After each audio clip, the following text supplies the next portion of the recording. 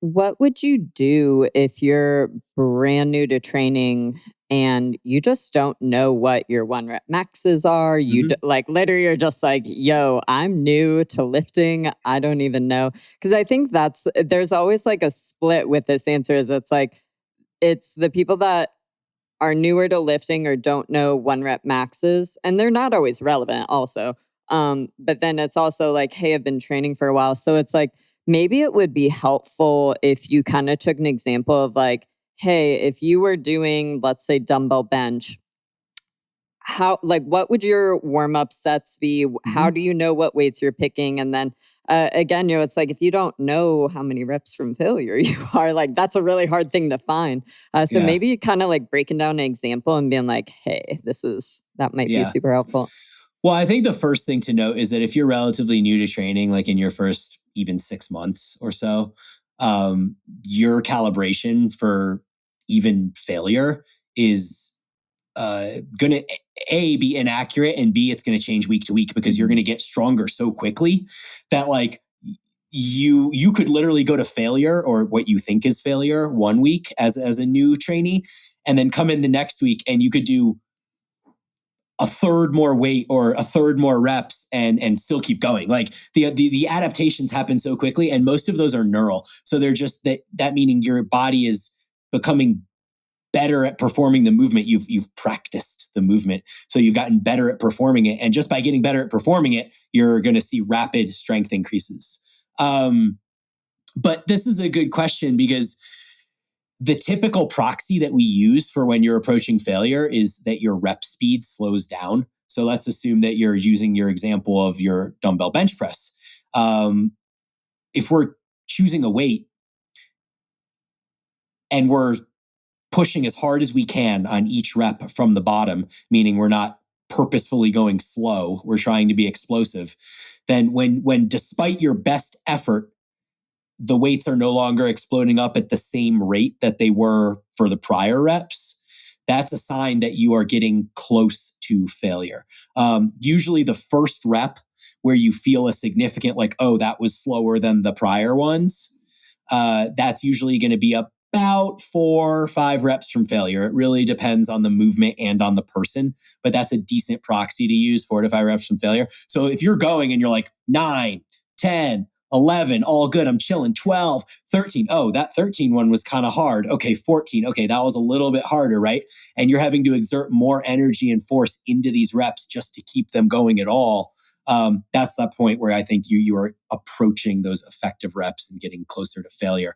But again, like for a new person, that's difficult because we've all coached people before, but the amount of times you've back squatted with somebody's back squatted and they just have like a miss groove and it's like a really slow grinding rep. And then they go back down and they shoot back up again. And you're like, what? Like, I thought you were close to failure. Like, what was that? Because when you're new, you miss groove reps all the time because it's just, you're not familiar with it. So you almost can't look at rep speed and you almost don't even care if you're training to failure. Like if you're new, it's like you could be 7 reps from failure, 1 rep from failure, or 3 reps from failure. And like all of that's going to be good for you. You're going to just get better by practicing the movement. And so at some level, it doesn't matter. But for those that, want to hone in on that technique and have it matter, I would pay attention to the rep speed as you're lifting the weights as explosively as you can. Do you want me to go over warm-up sets and how that might look as well? Yeah, I think, like I said, it's like, because I'm just thinking, like, we occasionally see that where it'll be like, oh, I never do the warm ups. And you're like, wait, what? Like you literally just like go rip a heavy weight and like you're Yeah. done ski. So I think it'd be really great if you just kind of broke down, like, again, let's ride with like dumbbell bench. Let's say the programming for the day says 3 sets of 8 to 12. For you personally, like, what weights would you choose? How Mhm. many reps are you doing for each? And like, how are you? Yeah, I love this question. So what essentially you want to work backwards. If you know what your working weights are, working backwards is the best way to go.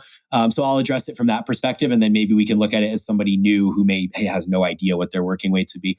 But for me, if we assume that I'm going to be benching the 100-pound dumbbells for sets of 6 to 10 for my working sets, or 8 to 12 to use your example, what I essentially know is that I need to touch the 85-pound weights for 2 to 3 reps before I do those hundreds. I need to know what 85 feels like, because if I tried to go from, say, 50 pounds to 100, things aren't going to go very smoothly. I'm going to feel herky jerky, and my shoulders are going to hurt. Things aren't going to groove properly, to use that term from before. So I know 100 times 8 to 12 is my working weight. I'm going to do 85 for 3. That's going to be my last warm-up set before the hundreds. The set before that is probably going to be 65 for 6. And the set before that is going to be 40 to 50 pounds for 12. So what the way I almost always approach this with people when they talk about warm-up sets is, your working weight, you take 50% of your working weight and you do that for 10 or 12. You take 75% of your working weight and you do that for half of that. So like 5 to 6 reps. And then in most cases, people can jump from that 75% of working weight to the actual working weight. In my case, in my example, I threw in that extra set of the 85 or the 90 pound dumbbells just for like 2 reps, because I'm a seasoned athlete. I've been training 25 years. I have creaky shoulders. Like it just really helps me to feel something heavier. And I find the more advanced you get, the more you're benefited by having a set that's closer to your working weight, but of making sure that it's not going to fatigue you. So I'm not taking those 85 pound dumbbells and doing 10 reps with them. I'm just doing 3 or 2 because I want to grease the groove and then rest and make sure that I can optimally perform with the hundreds. So you're doing like anywhere from 2 to 3 warm-up sets per exercise. Is that usually like pretty recommended standard, or?